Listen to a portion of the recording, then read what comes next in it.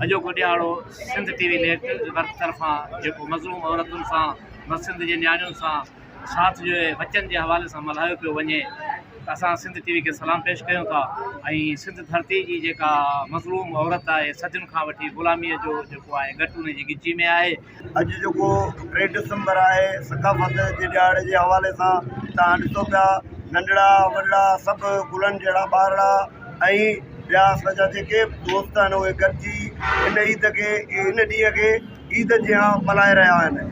असांजूं नियाणियुनि खे तइलीम हासिलु करणु घुरिजे, वरी उहे पंहिंजी ख़ुदमुख़्तियारी बि हासिलु कनि, पंहिंजे तहफ़ुज़ पाण बि पैदा कनि। ऐं असां इहो चाहियूं था त असांजी नियाणियुनि खे वधि खां वधि तहफ़ुज़ ॾिनो वञे त जीअं राणीपुर जहिड़ा वाक़िया, निमिरता जहिड़ा वाक़िया, नौशीन जहिड़ा वाक़िया जेके असांजा आला तइलीमी इदारा आहिनि अहिड़ा वाक़िया सिंध में पैदा न थियनि।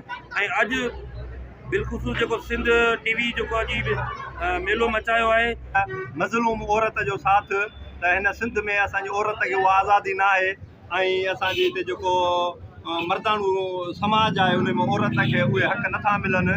ऐं हूअं त असांजे सिंध जा लाइ केतिरा हक़ आहिनि जेके असांखे नथा ॾिना वञनि। जीअं अफ़गानी हींअर असांजो हिकिड़ो मेन इशू आहे त अफ़गानी बचायो, सिंध बचायो ऐं तइलीम पिरायो, सिंध बचायो। अहिड़े तरीक़े सां असांजा सभु उनवान सिंध जे तरक़ी जे लाइ आहिनि। कैमरामैन असद बुगियो खां गॾु गफ़र बुगियो, सिंध टीवी न्यूज़ शाहपुर जानिया।